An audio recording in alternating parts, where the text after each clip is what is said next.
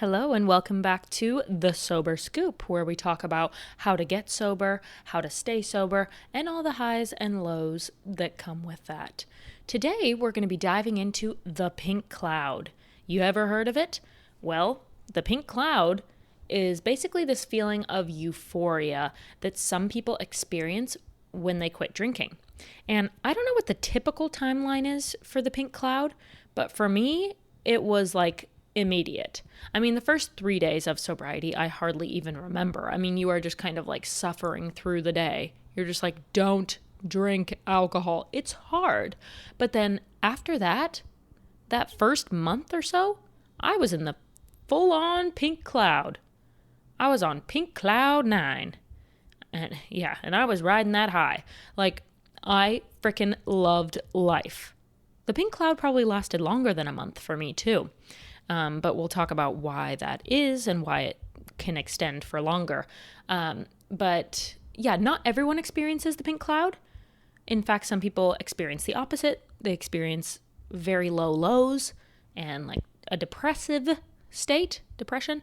And some people experience this euphoric high of just absolute happiness. And it doesn't last forever. So you will eventually have to come down to earth and actually experience your emotions. But I just want to dive into what the pink cloud can look like and kind of just scientifically talk about why that happens for some people. And little PSA, I don't want you to feel sad or bummed if you don't experience the pink cloud, because you're probably just getting to a more neutral state faster.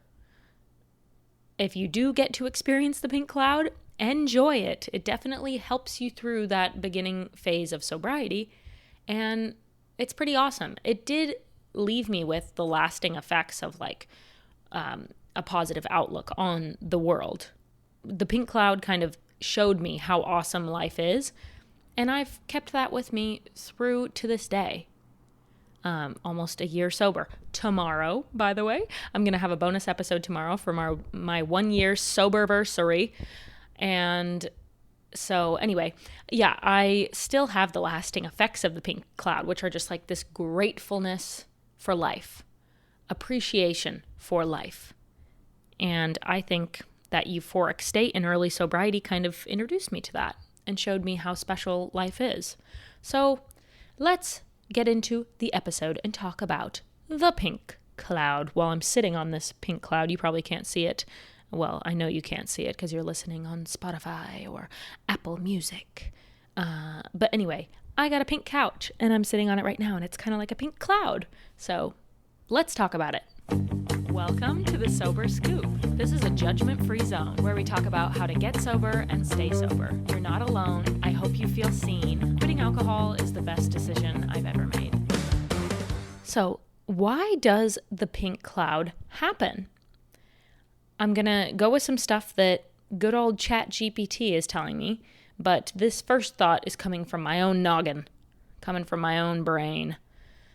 I think that sometimes we experience the pink cloud because we've been feeding ourselves a depressant for so long. We have been every day consuming a depressant, something that makes you sad. It's a downer. Although you might drink a lot of it and woohoo, go out and have fun, alcohol is a depressant in nature. There are uppers and there are downers. Alcohol is a downer. That's just the facts. And so we've been feeding ourselves this downer, and our bodies almost get used to being in that down state. Our bodies get used to being in a depressive state to where that is the norm. And you don't really feel depressed, right? Like you just feel neutral. And the more you drink, it's like you need alcohol just to feel normal, or else you're through the roof and experiencing all these crazy things. So alcohol kind of brings you down back to earth. And you end up relying on it. Isn't that a beautiful thing? Not. Anyway. So you've been consuming this depressant, and then all of a sudden one day you decide, I'm not going to consume that depressant anymore. Well, what do you think happens? The exact opposite. You don't return to a nice, neutral, normal state. No. You get flung into the complete opposite of a depression. like I said, not everybody, but a lot of people experience this pink cloud. And it is, your body basically getting rid of all that depressive stuff, depressive, toxic crap that's in your body, and you're experiencing the complete opposite. It makes sense. It's like you're bouncing back from feeding yourself that downer for so long. And now you're an upper naturally. You're on this high. You are also just adjusting, like physically, emotionally, mentally. You are chemically changing inside yourself. You're deficient in certain things. There are all sorts of reasons why our mood gets affected so much, but there's my little 2 cents on it. Now let's read what the internet says. I've been using ChatGPT way more, by the way, which is freaking me out a little bit, but it's very helpful for certain things. Instead of reading 6 articles, this will pull 600 articles and tell you exactly what all of them have to say. I mean, it's pretty crazy. There are good things and bad things about AI, obviously, especially being in a creative industry. It weirds me out a little bit. But nonetheless, let's see what ChatGPT says. So, the pink cloud is a term used in recovery, especially in sobriety, to describe a period of elevated mood, optimism, and euphoria that often follows the initial decision to get sober. It's like an emotional high where everything feels hopeful, exciting, and new. So true. Before I jump into the why it happens, I just want to share a little snippet of what the pink cloud looked like for me. I will never forget this feeling. Sometimes I still feel it when I've had a really great weekend or something like that. But I remember that I would go to sleep each night. First of all, I didn't want to go to sleep because my day was so good. I was so happy, so pleased with life. I didn't want to go to sleep. But every day I would tuck myself into bed and I would be so excited for the morning. I could not wait to get up and pop my little pod in the Keurig and make my coffee. I couldn't wait to see the sunrise. I couldn't wait to go out for a walk. I was just so stoked on life. And anything even minutely good that happened in my life, I was so grateful for it and just like, wow, like this is amazing. It really is like a high. It's wild. Just this strong appreciation for life. And like I said, I've kept a lot of that appreciation because when you're a heavy drinker, you're basically dumbing down your entire life. You are blurring this beautiful world. And when you're sober, you see everything through sober eyes and you just realize the beauty of this world. I don't know how to describe it in words, but if you've experienced it, you know what I'm talking about. You just feel that insane sense of appreciation for life. And yeah, I just remember every night I was like, oh my God, I can't wait to wake up again in the morning. I was probably so annoying. I was still with my boyfriend at this time. I was with him for about the first 2 months of my sobriety. And he was probably like, okay, relax. Like he has a good relationship with alcohol and can drink normally. And, he sees this massive shift in me and I'm just so stoked on life and all over the place and hyperactive. And wow, that was an interesting first couple months that he had to witness there. But anyway, okay, ChatGPT, why it happens. Number 1, it says, this is what's so interesting is it doesn't say anything about the actual chemical imbalance in our bodies and like being deficient in that depressant. So maybe I need to read another article on that. But ChatGPT says, why it happens. Relief from chaos. I feel this big time. It says, you're no longer dealing with the constant anxiety, shame, or physical effects of drinking, which can feel like a huge weight has lifted. So true. When you wake up each morning and you don't feel hungover, when you have literally felt ill for the last 2 years straight every single morning, mornings just equal being sick. Like, I was never a morning thrower-upper, morning puker, but I felt queasy every single morning. Every morning. Like, I would never have coffee on an empty stomach because it would make me feel so sick. So anyway, you get sober and all of a sudden you almost feel confused every morning because you wake up and you're just like, wait, I don't feel sick. I actually feel good. This is weird. And one of the pieces of relief that I remember feeling is I got in this routine when I was a heavy drinker of every morning I wake up and the first thing I'm thinking about is how many drinks did I have last night? Did I do anything bad last night? Where did I leave the cans last night? It was mostly going through and calculating exactly how many drinks I had and being absolutely appalled by myself because it adds up. I would sit there in the morning and be like, okay, well, I had 2 before noon, and then I had 3 during happy hour, and then I had 4 at home by myself before I went and met my boyfriend and had a bottle of wine at dinner, and then 6 more when I got home. And I'm like, oh my God, I drank so much yesterday. That was like my morning routine, was being so ashamed and appalled at myself and disgusted by myself. And then I feel so bad and disgusted about it that I crack open another drink to get through that depressive state in the morning. I'm so angry at myself for drinking so much that I crack into another drink to get through that anger and disappointment that I have in myself. What a vicious, horrible cycle. I would also wake up hungover every single day, and so a drink helps with that as well. People wonder why you drink in the mornings. There's a couple reasons why. So, relief from the chaos, ChatGPT says. Yeah, it definitely is a weight off your chest. You don't have to do that calculation every morning. You didn't do anything stupid last night. You don't have to run around the house hiding your cans before a guest arrives or something like that, or before you have to get on a Zoom call or whatever. You don't have to secretly tiptoe around your apartment complex so that people don't hear you're clanking around cans on your way to the trash chute. It is a huge relief. And you wake up and you don't have the stress of how much alcohol is left in the fridge. Where am I going to get booze today? Like, your mind is so free. So it definitely is a big relief from the chaos. I totally agree with that. I mean, wow, what a relief. This is why I always say that quitting is easier than moderating, because moderating makes you think about alcohol 24/7, whereas quitting makes you never think about alcohol. It's always a no. It's out of sight, out of mind. It's not even a question. It is peace. It is bliss. It is simplicity. It is freedom. And moderating is literally being handcuffed to alcohol. And you are like dangling alcohol in front of yourself all the time. It's kind of a horrible way to live, in my opinion. I have an episode coming up about moderating versus quitting 100%. So stay tuned for that. I also have another previous episode that was called Quitting versus Cutting Back. So there's that one, but we're going to go more in depth on an upcoming episode. So stay tuned for that. Okay, ChatGPT, number 2. They say improved physical health, better sleep, clearer skin, more energy, fewer hangovers. All of that can make life feel amazing by comparison.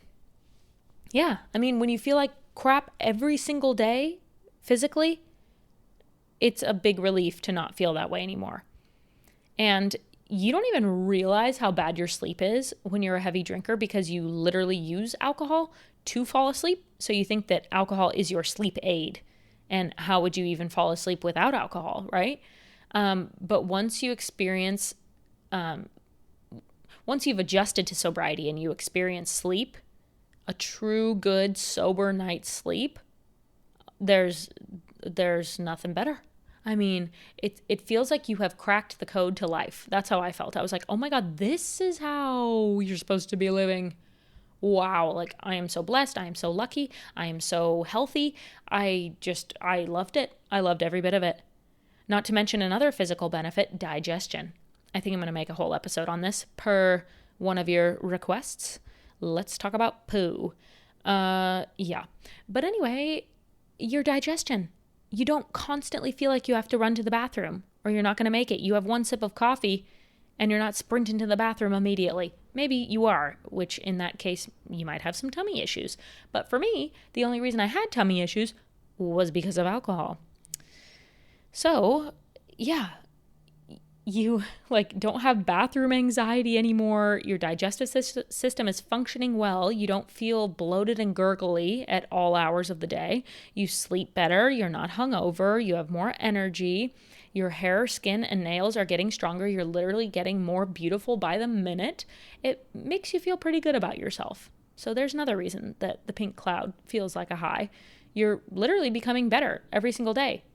Your physical health, your physical appearance, everything as far as the physical is getting better, as well as obviously all the mental and emotional stuff too. But yeah, the physical instant benefits are pretty awesome for some people. Some people don't experience those. That's okay. You're still healing on the inside, I promise. And your body thanks you for that. Your organs are very grateful that you are getting sober.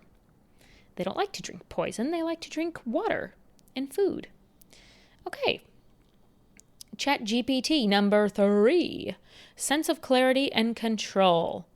For the first time in a while, you're making empowering decisions, setting boundaries, and showing up for yourself. I would say I didn't have the perspective to come to that sort of a conclusion during my pink cloud. Like the pink cloud I experienced really early in sobriety, so I wasn't like making these big revelations of like, oh my God, I'm setting a boundary. I'm so proud of myself. I'm becoming a better human being. I'm so empowered. Like I wasn't really feeling that. I felt that later in sobriety. But it is cool to achieve something. And when you quit alcohol, you have succeeded. Like that's another thing that sometimes bothers me about AA is that they say that alcohol has control over you. You are powerless to alcohol. And it's almost saying like you didn't get sober, like the Lord got you sober and you couldn't have done it without the Lord. I'm like, I freaking did that myself and it was hard. So anyway, that part is very empowering and I did feel proud of myself for finally just saying, that's enough, I quit. Back to the quitting versus moderating situation. When I was moderating, I failed over and over and over and over and over again. Failed. I would say I'm not drinking on weeknights and then it'd be somebody's birthday on a Tuesday and I'm drinking. Fail. I'm so mad at myself. Then it would be, I'm going to try only drinking past 5 p.m. Well, someone wants to go to happy hour at 3, so that one's ruined. Fail again. Disappointing myself. It was a constant just feeling of I suck, I failed, I'm bad at this. And once I quit, I did feel like I did that thing. Like I quit. I beat it. Amazing. Obviously, you don't want to get too big of a head about it. Like you want to keep your ego in check because you previously had a problem, so you don't want to do that dance. But like, yeah, it does feel really good. And I did feel a bit empowered that I was able to do that. I was very worried in the beginning that it wasn't going to last forever. And so I didn't want to like tell people that I was getting sober. I would say like, oh, I'm not drinking right now. Like I would phrase things like that. But yeah, later in my sobriety, when I was like sure of myself and sure of my decision, I definitely felt more empowered and like proud of myself. So the fourth item that ChatGPT says for why it happens, why the pink cloud happens, is hope for a better life. You might start imagining the kind of person you can become without alcohol, and that vision feels inspiring. Sure, I don't think that's closely linked with the pink cloud necessarily, or at least, again, that's not what I was thinking. But it is pretty cool to see these changes in yourself and think like, what if I did this for 6 months? What if I did this for a year? What if I did this for 5 years? What kind of a person could I become? And I knew that when I was on the path of drinking that I wasn't going to achieve all these various goals that I had for myself. And then when I quit alcohol, I realized that those goals might be a bit more within reach because I would have the bandwidth and the just brain power and time. Oh my God, let's talk about time with the pink cloud. You literally feel like you get to live 2 lives every single day. And if you're experiencing the pink cloud and you're on that high and you get to basically live double the amount of life that you've previously lived, it feels pretty good. Now let me explain. when I was a heavy drinker, I would start cracking in usually around 2 or 3 p.m. And that was my day done. It's like from then on, it was relaxing. I wasn't going to stop drinking until I passed out on the couch and fell asleep. And so that was like the end right there.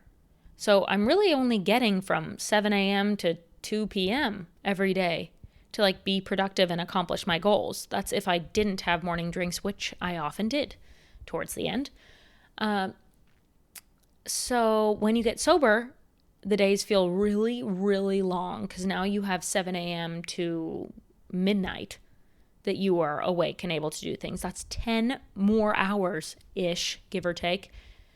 8 to 10 hours a day that you have extra compared to what you had before, which is wild. And that's why a lot of people experience boredom and like confusion with how to spend their time. Listen to my episode called Boredom and the Abundance of Time, if that's you. But it really is a blessing. And when you're experiencing the pink cloud and you get the gift of time, it's like this crazy wild combo. And I was just like, God, this is awesome. So the pink cloud, pretty cool if you get to experience it. If you don't, that's okay too. The weird thing is once you experience the pink cloud, you do have to come down from that. That's when the real self-discovery journey begins, and you get to learn who you actually are without this high state of the pink cloud. So you have to deal with your emotions, realize who you are as a human being. It's when you start like neutralizing a bit, and that's a really beautiful stage too. But yeah, the pink cloud. That's that. Thanks for tuning in, and I'll see you for the next episode. Bye!